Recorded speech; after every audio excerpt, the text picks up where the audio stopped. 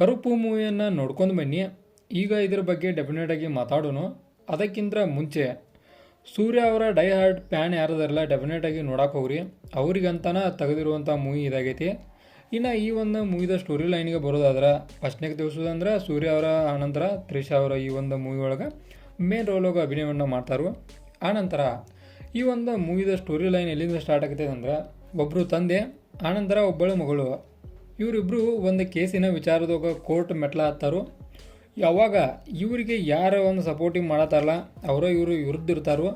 ಈ ರೀತಿಯಾಗಿ ಒಳ್ಳೊಳ್ಳೆ ಇವರಿಗೆ ಒಂದು ಭ್ರಷ್ಟಾಚಾರನ ಆಗೈತಿ ಆ ಕೋರ್ಟ್ ಒಳಗೆ ಏನೂ ಕೂಡ ಇವರು ಪರವಾಗಿ ಆಗ್ತಾಯಿಲ್ಲ, ಎಲ್ಲ ಇವರು ವಿರುದ್ಧವಾಗಿಯೇ ನಡೆಯತೈತಿ.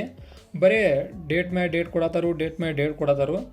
ಇವರಿಬ್ಬರು ಒಂದು ಪ್ರಾಬ್ಲಮನ್ನು ನೋಡೋಕ್ಕಾಗದೆ ದೇವರನ್ನು ದರೆಗಿಳಿದು ಬರ್ತಾನು. ಬಟ್ ಇಲ್ಲೊಂದು ಟ್ವಿಸ್ಟ್ ಐತಿ, ದೇವರು ಬಂದರೂ ಕೂಡ ಆತನಿಗೆ ಯಾವುದೇ ರೀತಿಯಾದ ಶಕ್ತಿ ಇಲ್ಲ. ಈ ರೀತಿಯಾದ ಒಂದು ಸಿನಿಮಾಟೋಗ್ರಫಿಯನ್ನು ಒಳಗೊಂಡಿರುವಂಥ ಮೂವಿ ಇದಾಗೈತಿ. ಅಂದ್ರೆ ಸ್ಟೋರಿ ಲೈನ್ ಇದೇ ಥರ ಇತ್ತು. ಫಸ್ಟ್ ಹಾಫ್ ಒಳಗೆ ಅಂದರೆ ಈಗ ಏನು ಸ್ಟೋರಿಯನ್ನು ಹೇಳಿಲ್ಲ, ಇದೆಲ್ಲ ಕವರ್ ಆಗೈತಿ ಫಸ್ಟ್ ಹಾಫ್ ಒಳಗೆ. ಲಿಟ್ರಲಿ ಹೇಳ್ಬೇಕಂದ್ರೆ ಒಂದು ಏನೇನು ತೋರಿಸ್ಬೇಕಲ್ಲ ಫಸ್ಟ್ ಹಾಫ್ ಒಳಗೆ ಡೆಫಿನೆಟಾಗಿ ಭಾಳಷ್ಟು ಚಲೋ ತಮಗೆ ತೋರಿಸಿದರು. ಫಸ್ಟ್ ಹಾಫನ್ನು ಮೂವಿಗೆ ಎಂಡ್ ಮಾಡಿಬಿಟ್ಟಿದ್ರೆ ಚಲೋ ಆಗಿರ್ತಿತ್ತು ನನ್ನ ಪ್ರಕಾರ ಹೇಳಕತ್ತನು. ಆನಂತರ ಸೆಕೆಂಡ್ ಹಾಫಿಗೆ ಎಂಟ್ರಿ ಆಕೈತಿ. ಯಾವುದೋ ಒಂದು ಕಾರಣಕ್ಕೆ ಲ್ಯಾಗ್ ಹೊಡ್ಯಕ್ಕೆ ಸ್ಟಾರ್ಟ್ ಆಕೈತಿ. ಡೆಫಿನೆಟಾಗಿ ನನಗೆ ಅನಿಸಿದ್ದು ಕೂಡ ಅದ, ಯಾವ ಕಾರಣಕ್ಕೆ ಚಲೋ ಹೋಗತ್ತಿತ್ತು ಬಟ್ ಹಿಂಗೆ ಯಾಕಾಯ್ತು ಅನ್ನೋ ಫೀಲ್ ನನಗೆ ಡೆಫಿನೆಟಾಗಿ ಬರ್ತೈತಿ. ಬಟ್ ಯಾರ ಸೂರ್ಯ ಅವರನ್ನು ಮೊದಲು ಹೇಳಿದಂಗೆ ಸೂರ್ಯ ಅವರ ಒಂದು ಫ್ಯಾನ್ಸ್ ಅದಾರಲ್ಲ ಅವ್ರಿಗೂ ಕೂಡ ಸೆಕೆಂಡ್ ಹಾಫ್ ಒಂದು ಎಂಜಾಯ್ಮೆಂಟ್ ಕೊಡ್ತೈತಿ. ಕಾರಣ ಅದರೊಳಗೆ ಸೂರ್ಯ ಅವರ ಬೇರೆ ಬೇರೆ ಒಂದು ಅವತಾರದ್ದು ಕಾಣಿಸ್ಕೊಳ್ತಾರೋ.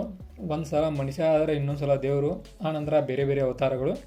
ಈ ರೀತಿಯಾಗಿ ಮೂವಿ ಹೊಂಟಂದ ವಿಚಾರದಾಗ ಇನ್ನೊಂದು ನನಗೆ ಪ್ಲಸ್ ಪಾಯಿಂಟ್ ಅನಿಸಿದ್ದಂದ್ರೆ ಆ ತಂದೆ ಮತ್ತು ಮಗಳ ಆ್ಯಕ್ಟಿಂಗ. ಇವರಿಬ್ಬರನ್ನ ಬಿಟ್ಟ ನಮ್ಮ ವಿಲ್ಲನ್ ಅವರು ಕೂಡ ಒಂದು ಒಳ್ಳೆಯ ಇದನ್ನು ಮಾಡಿದರು. ವಿಲ್ಲನ್ ಆಗಿ ಏನೇನು ಮಾಡಬಹುದು ಅನ್ನೋದನ್ನು ಡೆಫಿನೆಟಾಗಿ ತೋರಿಸ್ಕೊಟ್ಟಾರು. ಆನಂತರ ಮೂವಿದ ಇನ್ನು ಲಾಸ್ಟಿಗೆ ಕ್ಲೈಮ್ಯಾಕ್ಸ್ ಏನು ಬರ್ತೈತಲ್ಲ, ಇಲ್ಲಿ ಲಿಟ್ರಲಿ ನಿಮ್ಗೆ ಕಾಂತಾರ, ಪುಷ್ಪ 2 ಇವೆರಡು ಡೆಫಿನೆಟಾಗಿ ನೆನಪಾಕಾವು.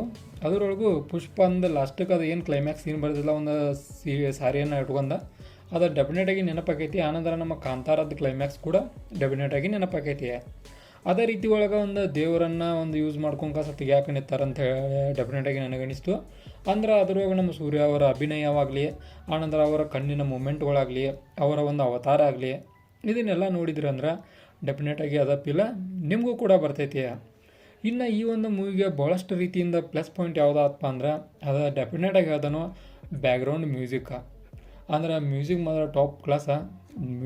ಮ್ಯೂಸಿಕ್ಕಿಗೆ ಅಷ್ಟೇ ಒಂದು ಸ್ಟಾರ್ಗಳನ್ನು ಕೊಡೋದಾದ್ರೆ 5 ಸ್ಟಾರ್ಗೆ 5 ಸ್ಟಾರ ಆ ರೀತಿ ಒಳಗೆ ಮ್ಯೂಸಿಕ್ ಇತ್ತು.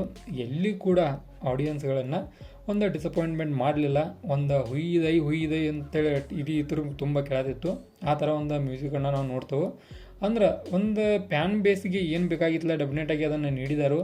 ನಮ್ಮ ಸೂರ್ಯ ಅವರ ಒಂದು ಕಂಬ್ಯಾಕ್ ಮೂವಿ ಅಂದರೆ ಈ ಥರ ಆಗಲಿ ಅನ್ನೋ ಆಸೆ ನಮಗೂ ಇತ್ತು. ಚಲೋ ಇತ್ತು, ಏನು ಭಾಳಷ್ಟೇನು ಬೋರ್ ಆಗುವಂಥ ಮೂವಿನೂ ಅಲ್ಲ.